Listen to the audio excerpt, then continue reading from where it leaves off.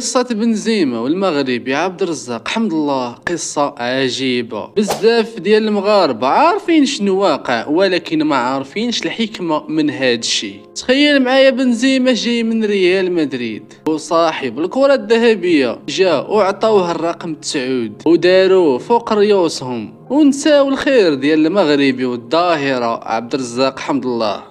فتخيل معايا حيدوا ليه الرقم 9 وعطاوه لبنزيما، وشي وحدين من الجمهور ديال الاتحاد كانوا كيطالبوا بالرحيل ديالو، ولكن عبد الرزاق حمد الله اي شخصية واي لاعب واي كاريزما. عبد الرزاق حمد الله بوجود بنزيما مع الفريق هو اكثر من سجل للاتحاد في جميع البطولات هذا الموسم، اللي منهم الدوري السعودي وكأس الملك وكأس آسيا. أما واحد السيد جاي من ريال مدريد وكيتخلص بالملايين